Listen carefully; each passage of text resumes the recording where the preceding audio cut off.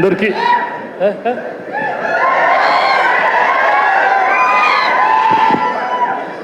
నమస్కారం.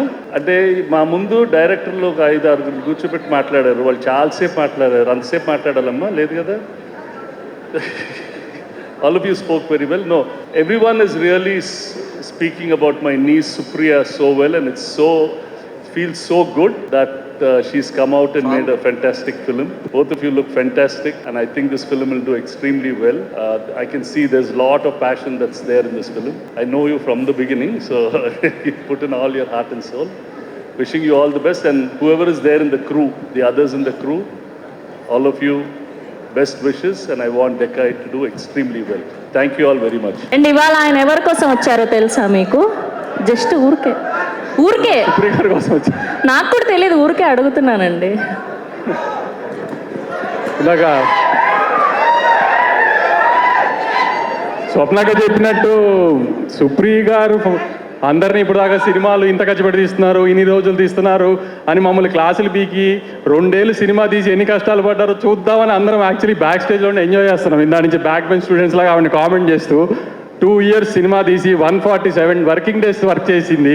సో మమ్మల్ని ఎవరిని తిట్టే రైట్ లేదని వెనకాల నుంచి ఆవిడని ఎక్కిరిస్తానికి వచ్చాము. యాక్చువల్లీ మేము విష్ చేయడం కంటే ఎక్కువ సుప్రియ గారికి ప్రొడ్యూసర్ కష్టాలు ఏంటో శేష్ గారు చూపించినందుకు నేను చాలా థ్యాంక్స్ శేష్ గారు.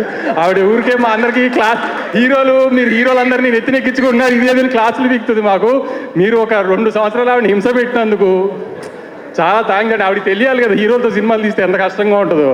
వాళ్ళ తమ్ముళ్ళతో వాళ్ళ మావయ్య గారితో సినిమా తీసి ఏం నొప్పి తెలియలేదు ఆవిడకి. బయట హీరోలతో తీస్తే ఎలా ఉంటుందో తెలుస్తుంది కదా ఆవిడ.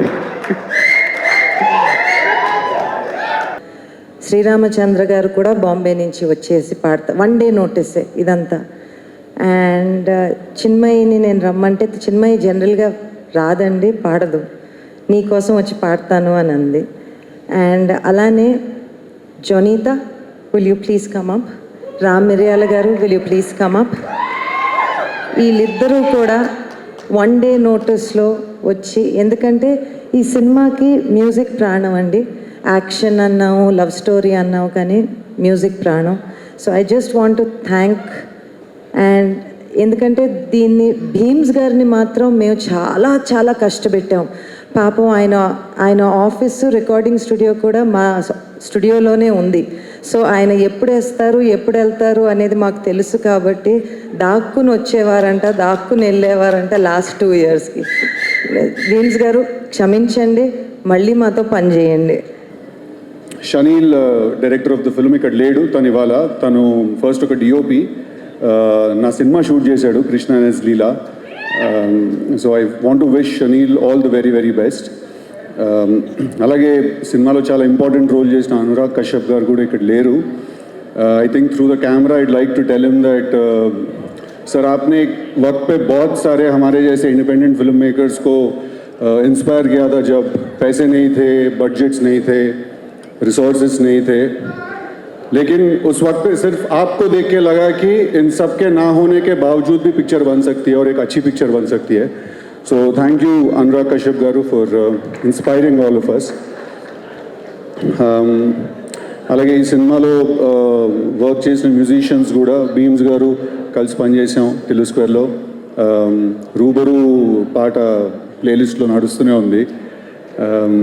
రామన్న కూడా ఉన్నారు ఈ సినిమాలో, పాట పాడారు. Thank you. శ్రీరామచంద్ర గారు, we also work together. Huge fan of Jonita గారు's voice.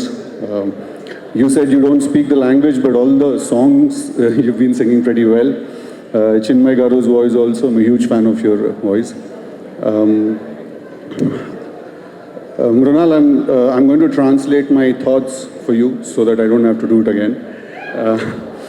I think there is a certain amount of conviction and honesty that you bring to your performance.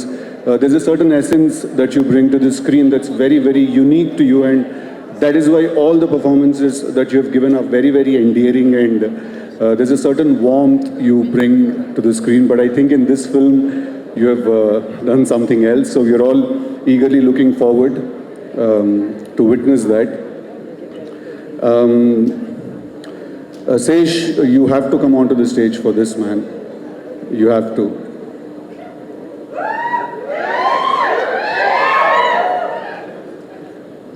Sesh and I go, నీకు తెలుగు ఓకే, మన తెలుగు. శేష్ది నాది journey కలిసి start చేసాం మేము. తను క్షణం చేస్తున్నప్పుడు నేను గుంటూరు టాకీస్ అనే సినిమా చేస్తున్నాను. సో